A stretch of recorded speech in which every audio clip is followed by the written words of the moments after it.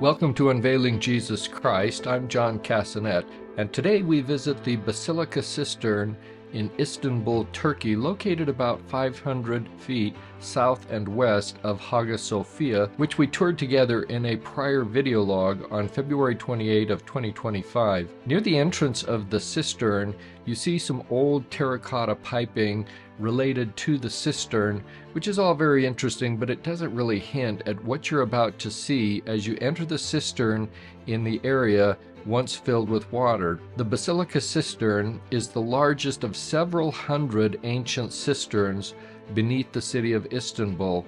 This particular cistern was built in the 6th century during the reign of Byzantine Emperor Justinian I. With the water mostly drained from the cistern, it's really a pretty cool place to visit. It's called the Basilica Cistern because it was located under a large public square known as the Stoa Basilica. Prior to construction of the cistern, a great basilica stood on the spot. Historical texts state that about 7,000 slaves constructed the cistern. The enlarged cistern provided a water system for the great palace of Constantinople, and then later to the Topkapi Palace after the Ottoman conquest in 1453, and it was used into the modern times. This cathedral-sized cistern is an underground chamber that's about 453 feet by 213 feet for a total of 105,000 square feet.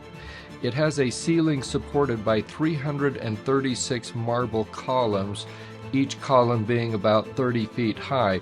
This means, when you do all the math, the cistern could hold about 2,800,000 cubic feet of water. The columns are arranged in 12 rows of 28 columns each, spaced 16 feet apart. The majority of the columns appear to have been recycled from the ruins of older buildings. There are different carvings on various marble and granite pillars. Likely some of them were brought to Constantinople from various parts of the empire, including the Hagia Sophia when it was destroyed at various times in its history.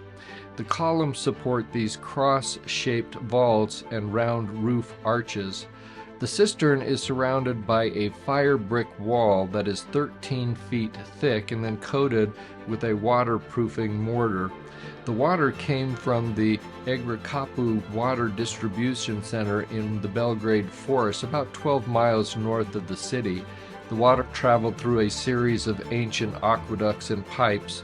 The Basilica Cistern has been restored several times, including 1723, the 1800s, 1968, and 1985. During the 1985 restoration, there were 50,000 tons of mud removed from the cistern.